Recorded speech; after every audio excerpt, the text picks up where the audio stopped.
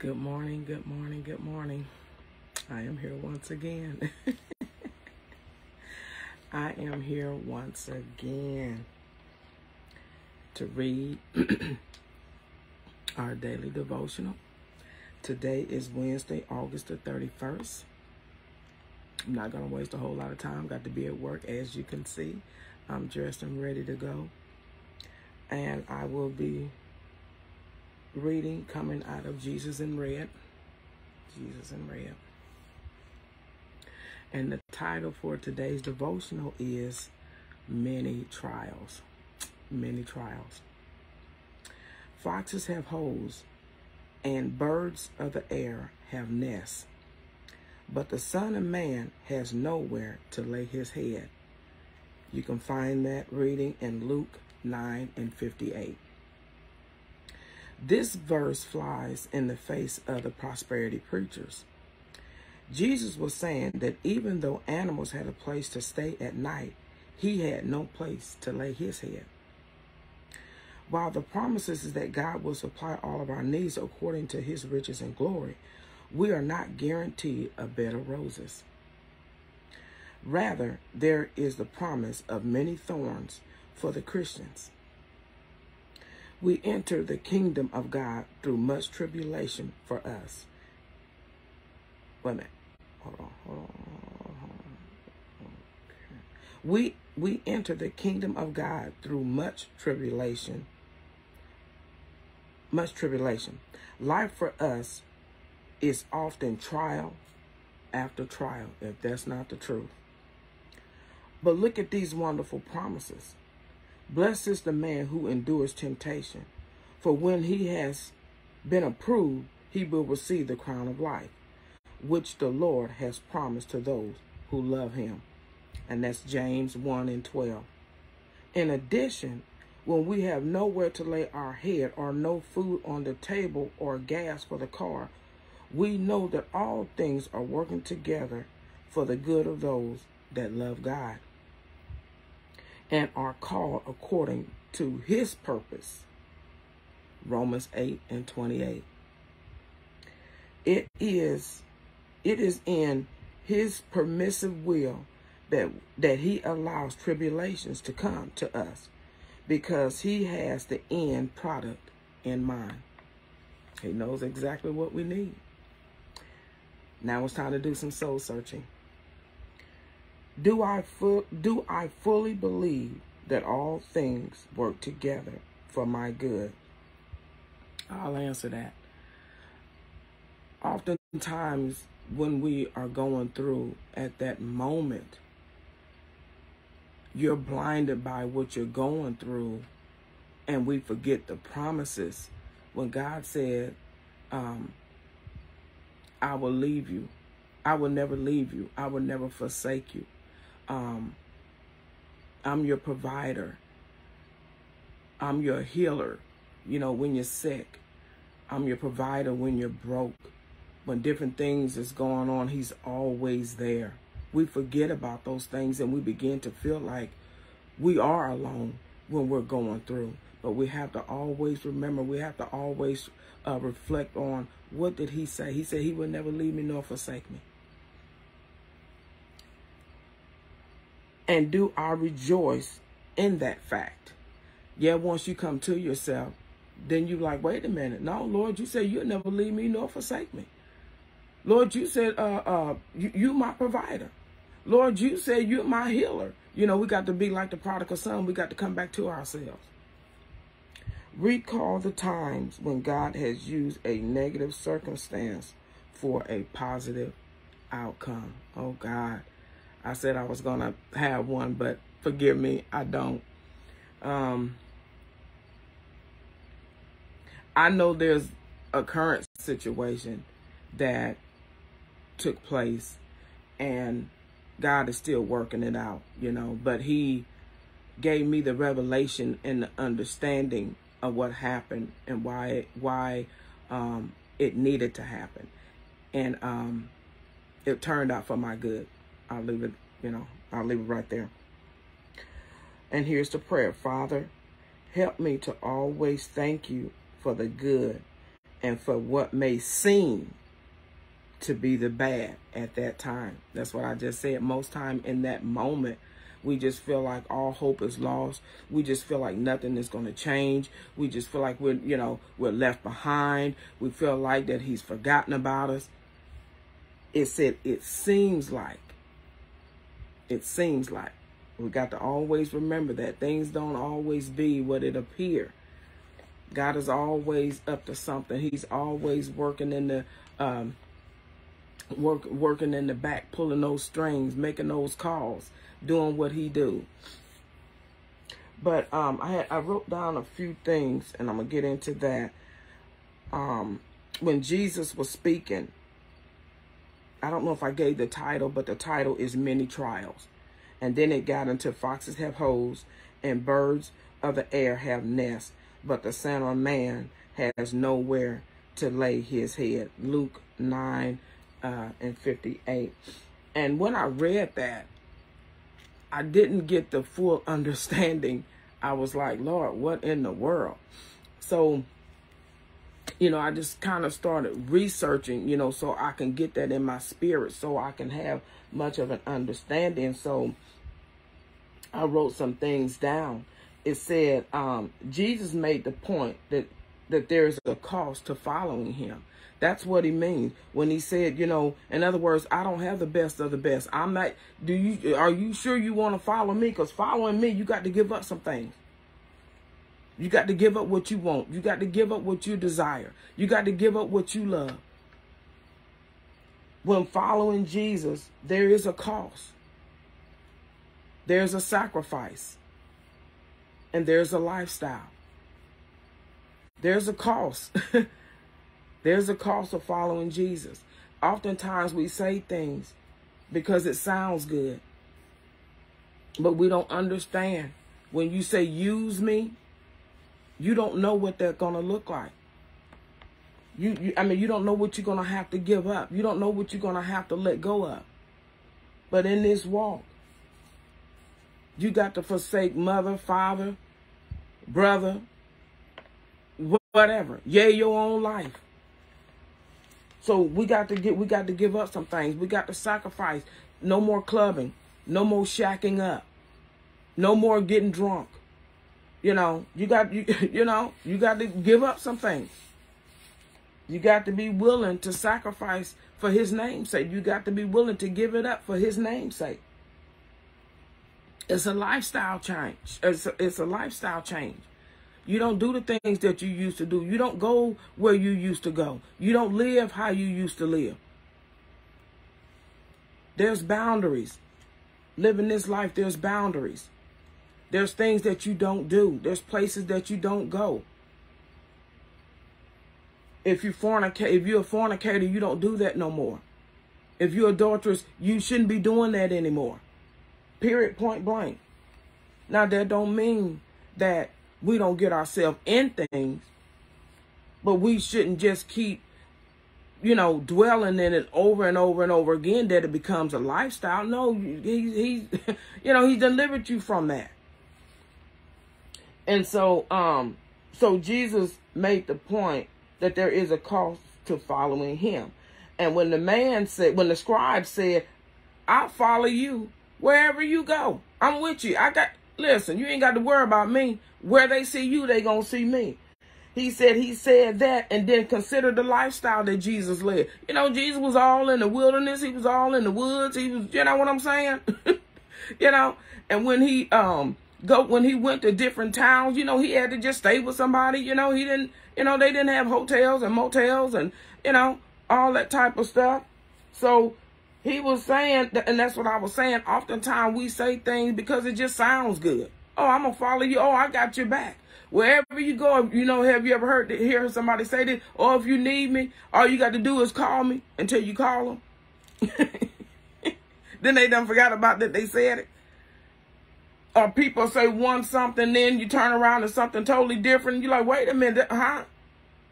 So sometime in the moment, we say things because it sounds good.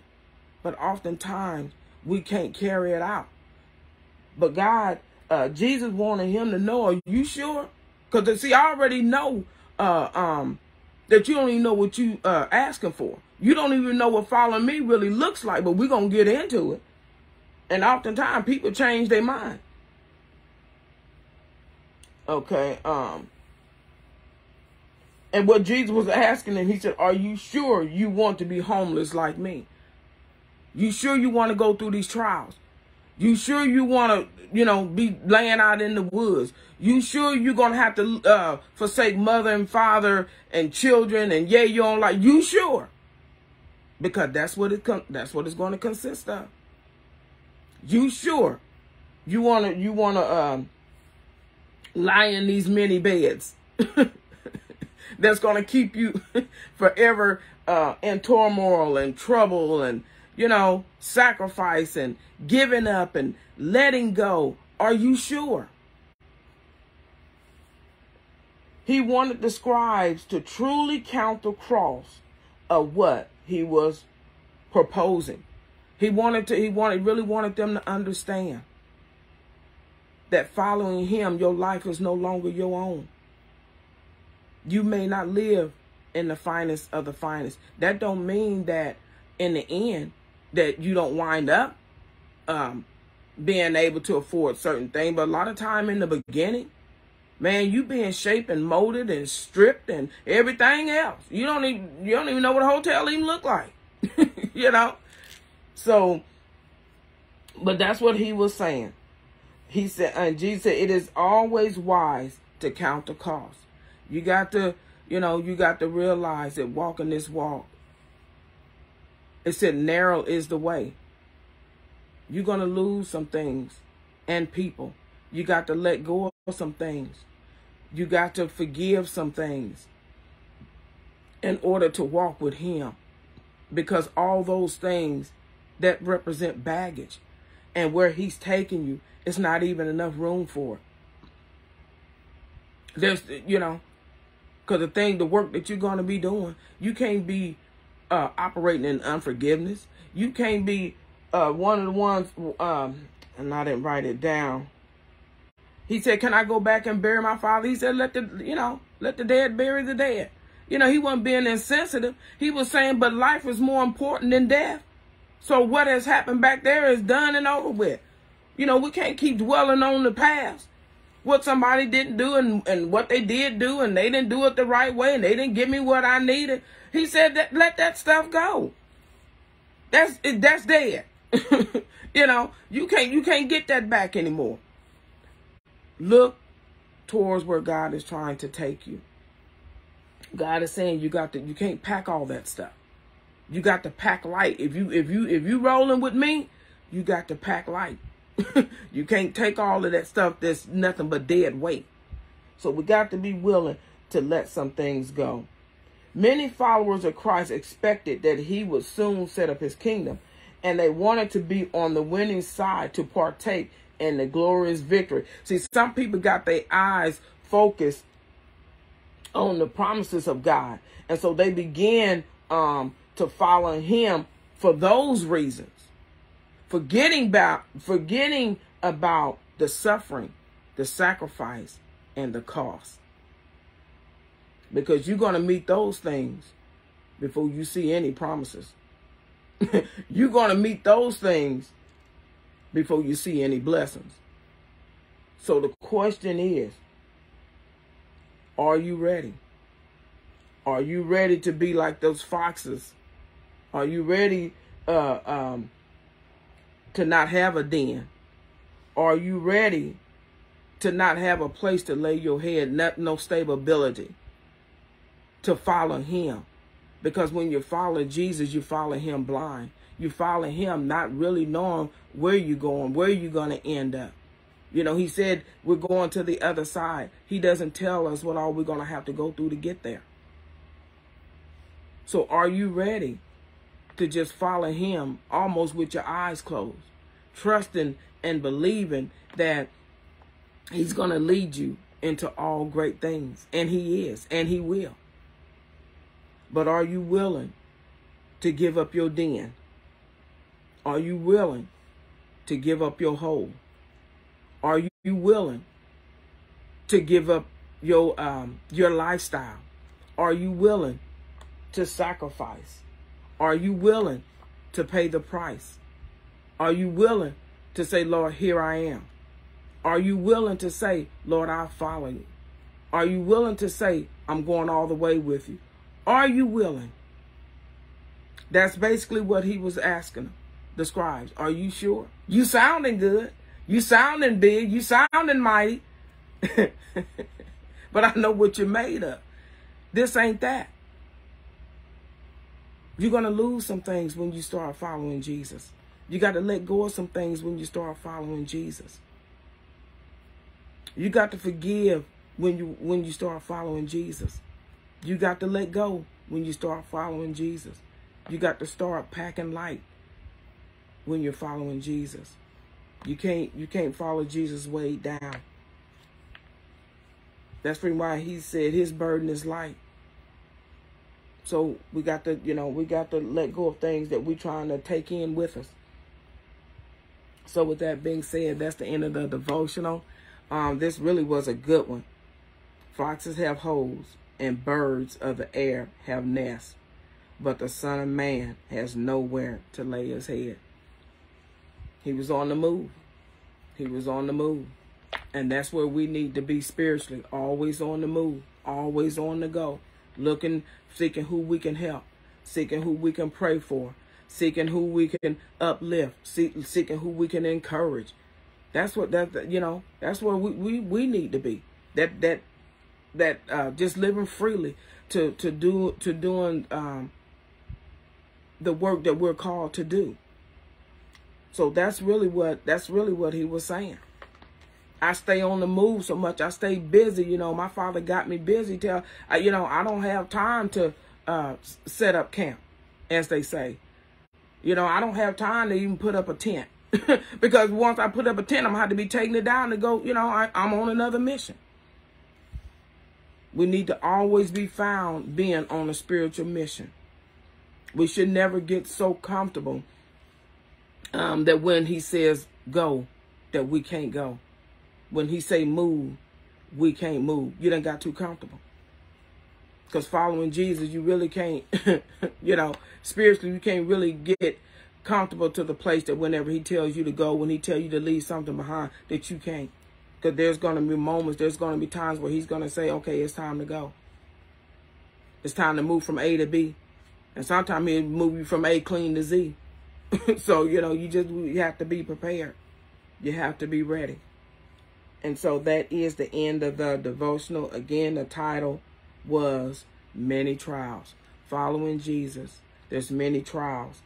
Following Jesus, there's many tribulation. Following Jesus, sometimes it's back-to-back trials. And sometimes you just wonder, my God, when will it ever end? And he just telling you, keep going. Keep walking. Keep pressing. Keep pushing. Don't look back. He just says, follow me. Lord, I don't know if I can take anymore. Follow me. Lord, I don't know if I can go any further. Follow me. Because any time that you're not trying to do it in your own strength, in your own might, he's going to carry you. He's going to give you the strength to walk out anything that he's called you to do. He's not going to call you to do something that he hasn't already equipped you to do it. He's already done equipped you to do it. All we have to do is just show up with our armor. All we got to do is just say, Lord, here I am. All we have to do is just be that willing vessel. That's all we have to do. We have to go through. We have to go through. We're not going to skip through here. This is not the Wizard of Oz. Take off your glass slippers. And you better be ready to put on your gym shoes. You better be ready to put on your running shoes. Because, you're going to do a lot of walking and talking in this thing. You're not going to skip through here. Jesus didn't skip, and we're not going to skip either. We're going to go through. If we want to live, if we want to inherit the promises and the blessings, there's certain things that we got to go through. We're going to go through. That's just, it just is what it is. So we just have to buckle up and we have to be ready. I went through some tough stuff within the last couple of years, but I'm still here. And I'm seeing the fruit of my sacrifice, the fruit of my labor, the fruit of my pain, fruit of my tears. I'm seeing it. I'm seeing it. And it was worth it. It was worth it to just hang in there. Many times the devil wanted me to walk away. He wanted me to give up. Whew.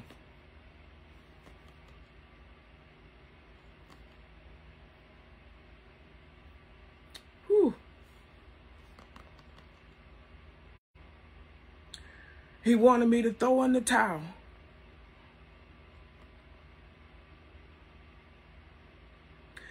He said nothing would change. Nothing is going to get better. He said, God has forgotten about you. Look how everyone else is being blessed. Look how everyone else is passing you up.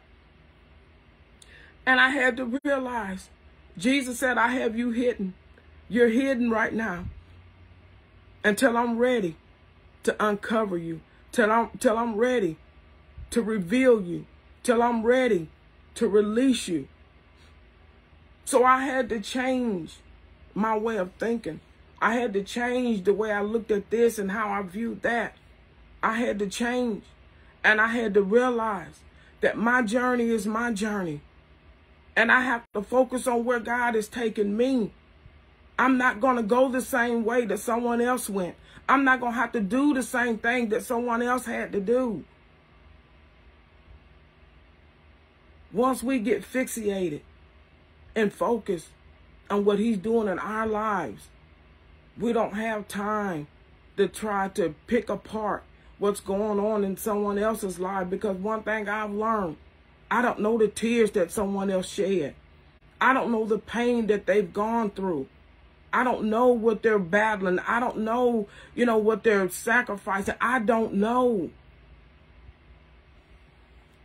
And through the things that I've had to go through I'm just talking about the last couple of years.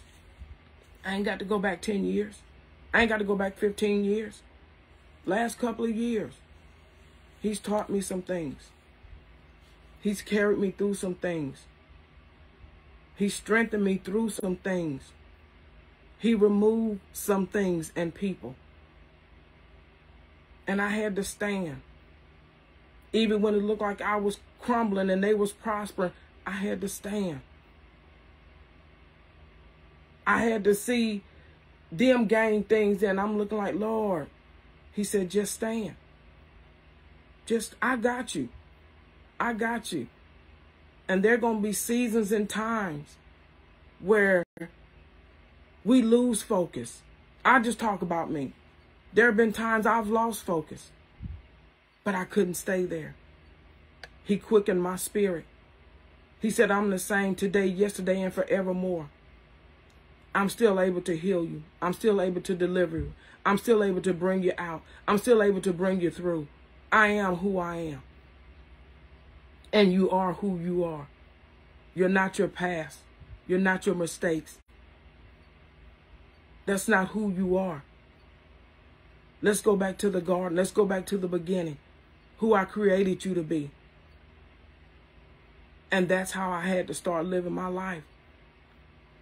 It's just like being in an accident and you happen to learn how to walk, how to talk, how to, take care of yourself. I had to learn those things, look like all over again. I mean, I was just like a newborn. But I tell you, it was worth it all. I don't know what you're going through. But in the end, you're going to see it was worth it all. It was worth it all. I'm still here. And you're still here. And he's not through with me yet. This is just the beginning. The devil didn't want me to get on here and do these devotionals. He said don't nobody want to hear you. But I tell you, I've had the greatest turnout. And all glory goes to God. Because anybody know me, I'm a backseat person. I don't mind sitting in the back. It doesn't bother me. But God is saying it's time to move to the forefront. It's time for you to stop thinking about belittling yourself and undermining who you are. So, you know, it's so easy to put other people on a pedestal and then kind of just put yourself on the shelf. God said, stop doing that. Stop doing that. You're the head and not the tail. You're above and not below. You got to start speaking those things. You got to start speaking until it gets in your spirit. Then, hey, when it's in your spirit, oh, I know who I am. But you say that in all humility. Not boasting, not prideful, not arrogance. When God began to show you who you are and who he created you to be, you no longer walking under the thumb and the shadow of anybody else.